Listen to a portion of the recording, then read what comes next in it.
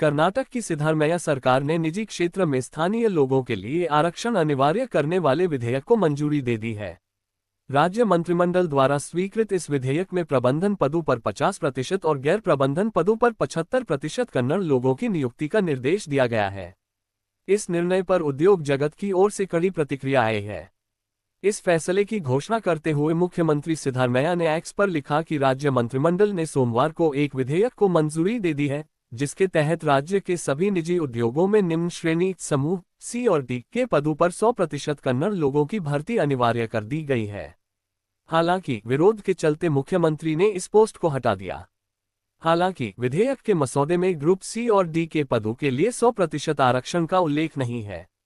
सिद्धारमैया ने स्पष्ट किया, सोमवार को हुई कैबिनेट बैठक में राज्य के निजी उद्योगों और अन्य संगठनों में प्रशासनिक पदों के लिए 50% और गैर प्रशासनिक पदों के लिए 75% आरक्षण तय करने वाले विधेयक को मंजूरी दी गई।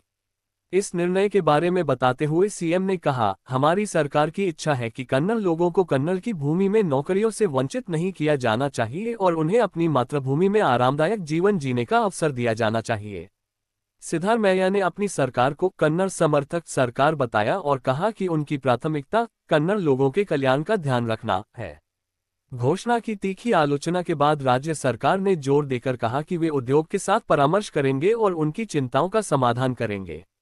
राज्य मंत्री प्रियांक खड़गे ने कहा, यह विधेयक श्रम विभाग द्वारा लाया गया है। उन्हें अभी उद्योग मंत्री और सूचना प्रौद्योगिकी विभाग से परामर्श करना है। मुझे पूरा विश्वास है कि विधेयक के नियम बनाने से पहले वे संबंधित मंत्रालयों से उचित परामर्श करेंगे और सबसे महत्वपूर्ण बात यह है कि वे उद्योग के साथ व्यापक परामर्श करेंगे। उन्होंने कहा कि घबराने की कोई जरूरत नहीं है। विधेयक में स्थानीय उम्मीदवार की परिभाषा उस व्यक्ति के रूप में की गई है जो कर्नाटक में जन्मा हो, 15 वर्षों से राज्य में निवास कर रहा हो तथा स्पष्ट रूप से कन्नड़ बोलने, पढ़ने और लिखने में सक्षम हो।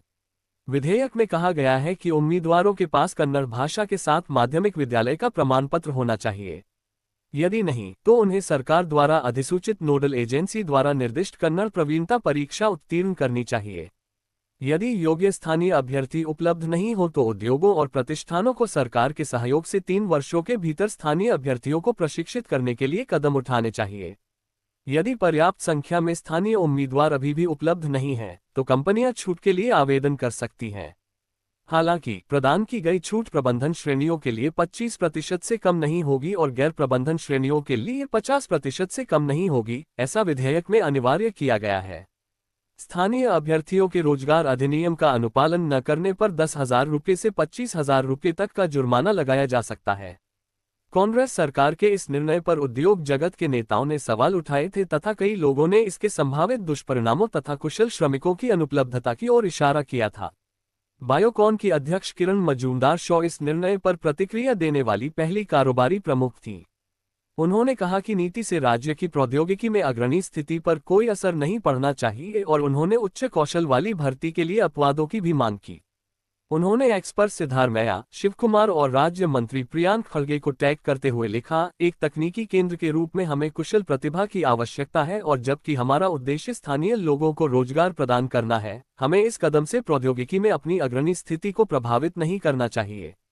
ऐसी चेतावनियां होनी चाहिए जो अत्यधिक कुशल भर्ती को इस नीति से छूट दें। व्यवसाय और परोपकारी टी.वी. मोहनदास पै ने इस कदम पर सवाल उठाया और सरकार से स्थानीय लोगों के लिए कोटा अनिवार्य करने के बजाय कौशल विकास पर अधिक धन खर्च करने का आह्वान किया। उन्होंने जवाब दिया, यदि आप कन्नड़ लोगों को नौकरियों के लिए बढ़ावा देना चाहते हैं तो उच्च शिक्षा पर अधिक धन खर्च करें, उन्हें प्रशिक्षण दें, कौशल विकास पर अधिक धन खर्च करें, इंटर्नशिप पर अधिक धन खर्च करें, प्रशिक्षुता कार्यक्रमों पर अधिक धन खर्च करें ताकि वे सभी कुशल बन सकें। ऐसा नहीं है। आप इससे क्या हासिल करने की कोशिश कर रहे हैं? स्वर्ण ग्रुप के प्रबंध निदेशक वी प्रसाद ने भी कर्मचारियों की कमी पर प्रकाश डाला।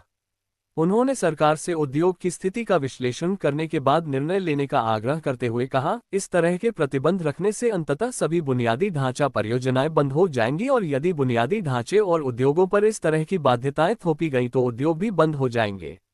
इसलिए मेरा विचार यह होगा कि हमारी सरकार को समूह सी और डी के कन्नड़ लोगों को वरीयता देनी चाहिए। लेकिन अगर हमें नहीं मिलता है तो आपके पास क्या विकल्प है?